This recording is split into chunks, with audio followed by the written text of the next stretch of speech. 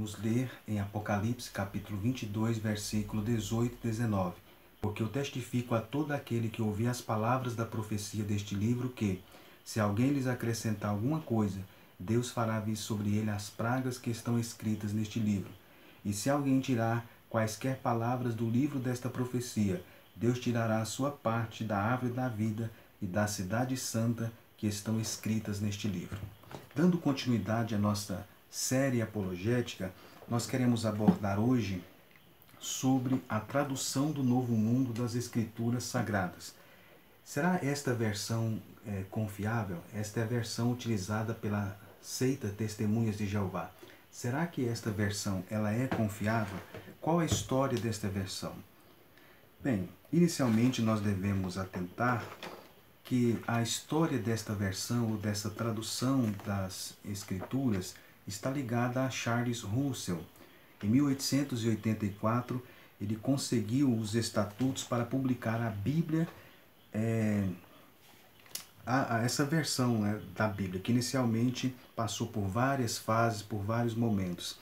Inicialmente, ele se deu ao trabalho de publicar algumas versões, e essas versões constituíam apenas de notas de rodapé e com apêndices, claro, para fundamentar as crenças da seita fundada por ele. A Sociedade Torre de Vigia até 1960 tinha utilizado mais de 70 versões da Bíblia. Bem, o caminho percorrido para chegar até a tradução do Novo Mundo das Escrituras foi um caminho relativamente longo. Em 1896, a Sociedade Torre de Vigia adquiriu os direitos para impressão do Novo Testamento. Inicialmente utilizaram a Bíblia de Rotherham e também a Homer Liner Bible. Essas versões, em 1901, fizeram um arranjo com a impressão de 5.000 exemplares. Logo em 1892, passou-se a utilizar o diaglotão enfático, uma versão. Eles adquiriram os direitos autorais do Novo Testamento interlinear grego e inglês, que foi o diaglotão enfático. Foi publicado em 1864 por Benjamin Wilson.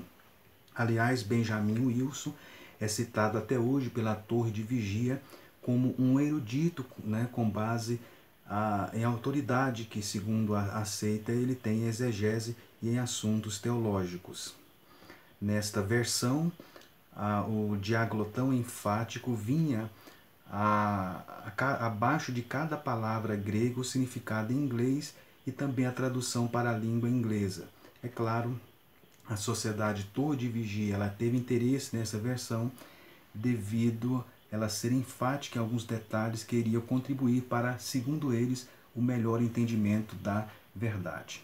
Em 1907, a Sociedade Torre de Vigia publica a edição dos estudantes da Bíblia. A edição dos estudantes da Bíblia, que inicialmente foi uma edição da versão autorizada, ela inicialmente com notas marginais, passou a ser chamada de edição dos estudantes da Bíblia. Foi lançada com um apêndice, sendo ampliada mais tarde e publicada com o nome de Manual dos Instrutores Bereanos da Bíblia, com mais de 550 páginas.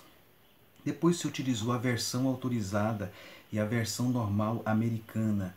A organização comprou chapas da Bíblia inteira, da King James, a versão do Rei Tiago, que foi uma versão tradicional e muito aceita na língua inglesa. Foi a primeira edição completa da Bíblia em versão autorizada. Foi a primeira edição da Bíblia completa também impressa na Sociedade Torre de Vigia, que, segundo eles, nesta edição, estava de acordo com as doutrinas das Testemunhas de Jeová e acrescida, inclusive, com concordância preparada pelos teólogos da Torre de Vigia. Bem, em relação à tradução do Novo Mundo das Escrituras, o presidente Nathan Knorr, que era o presidente da seita em 1946, ele fez um projeto para produzir uma versão oficial para a sua organização. Foi executado esse projeto de forma secreta. O trabalho começou em 2 de dezembro de 1947. No livro Testemunhas de Jeová, Proclamadores do Reino de Deus, conta que em 3 de setembro de 1949, numa reunião de diretores da corporação da seita em Nova York, anunciou-se então que a comissão da Bíblia tinha terminado o trabalho de tradução em linguagem moderna nas escrituras gregas e cristãs e entregue para a sociedade para a publicação. Quando isso foi anunciado, né, a revista, segundo Raymond and Friends, a revista de Watchell, edição de 15 de setembro de 1950, página 315 e 316, eles dizem que ficaram sabendo do projeto depois que estava concluído. A primeira edição da tradução das escrituras gregas cristãs foi lançada em agosto de 1950, na cidade de Nova York. As escrituras hebraicas foram em 5 volumes, né? E assim a versão oficial desse Testemunho de Jeová passou a ser então essa versão chamada Tradução do Novo Mundo das Escrituras. Então ficou as escrituras hebraicas e as escrituras gregas cristãs, inicialmente foram lançadas separadamente e depois se uniram em um só volume. Em 1969, a Comissão de Tradução produziu um texto interlinear do Novo Testamento, a tradução interlinear do Reino das Escrituras, grego e inglês, que era muito parecido com o diaglotão enfático, que nós acabamos de citar. Esta versão tinha 11.000 notas, tinha mapas, tinha também concordância extensiva e 43 artigos no apêndice. A edição em português das chamadas Escrituras Gregas Cristãs foi lançada em 1963 em Nova York. Esse lançamento da tradução do Novo Mundo das Escrituras produziu uma reação no mundo acadêmico, porque se inseriu o nome Jeová no texto das Escrituras Gregas Cristãs e também substituiu o termo cruz, substituiu o termo cruz por estaca de tortura. A divindade de Jesus ela foi obliterada, o Espírito Santo passou a ser grafado com letras minúsculas, a palavra inferno não aparece. Então isso, de uma certa forma, provocou uma reação no mundo acadêmico. Bem, uma das coisas que se observa eram as qualificações acadêmicas das pessoas que produziram os tradutores da tradução do Novo Mundo das Escrituras. A Sociedade Torre de Vigia nunca divulgou o nome dos seus tradutores. Quando questionado por isso, no livro Raciocínio à Base das Escrituras, uma das perguntas que se tem neste livro é sobre a TNM, a tradução do Novo Mundo das Escrituras.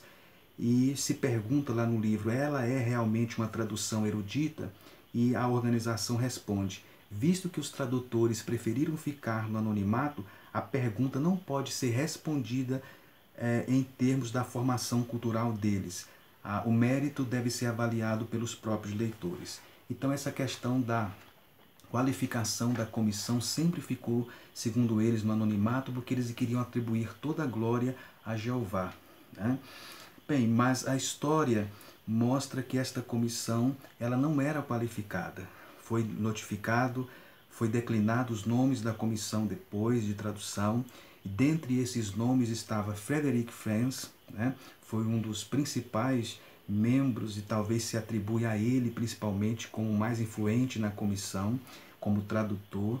Segundo consta os relatos históricos, ele era um autodidata em hebraico, estudou grego durante 2 anos numa universidade e assim ele era chamado de erudito.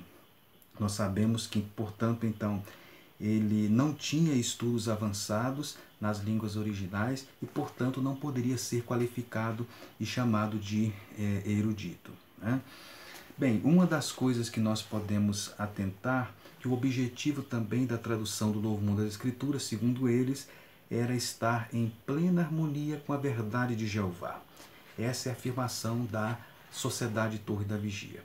Se fizermos uma análise, nós não temos como fazer uma análise mais aprofundada, embora estaremos voltando ao assunto em outros vídeos, mas a análise do texto da tradução do Novo Mundo das Escrituras, ela não passa por um critério realmente exigente. Quais são alguns principais problemas nesse texto da tradução do Novo Mundo das Escrituras? Primeiro são as paráfrases. As paráfrases são uma interpretação ou tradução em que o autor procura seguir mais o sentido do texto do que a sua letra.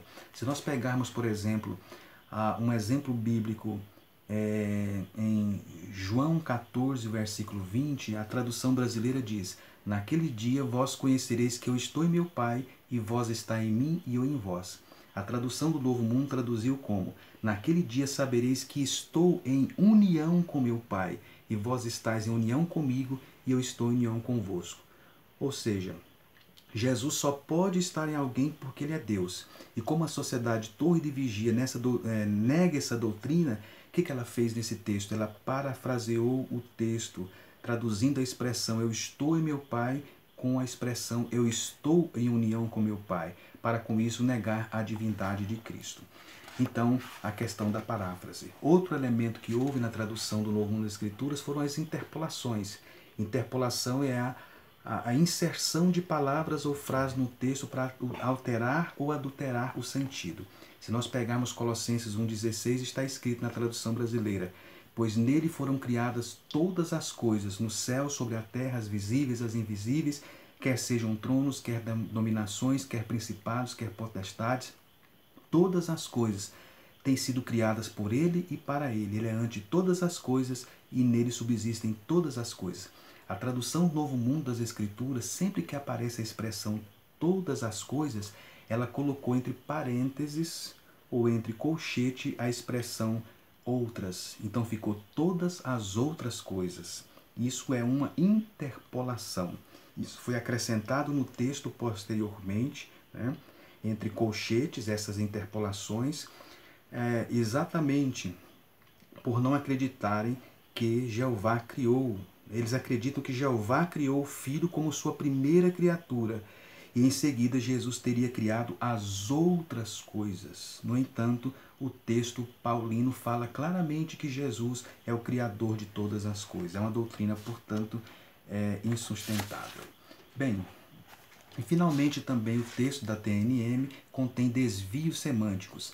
Em Gênesis 1:2 está escrito: a terra, porém, era sem forma e vazia, havia trevas sobre a face do abismo, mas o Espírito de Deus pairava por cima das águas. A tradução da Novo Mundo das Escrituras traduziu a expressão Espírito de Deus em Gênesis 1:2 como a força ativa de Deus.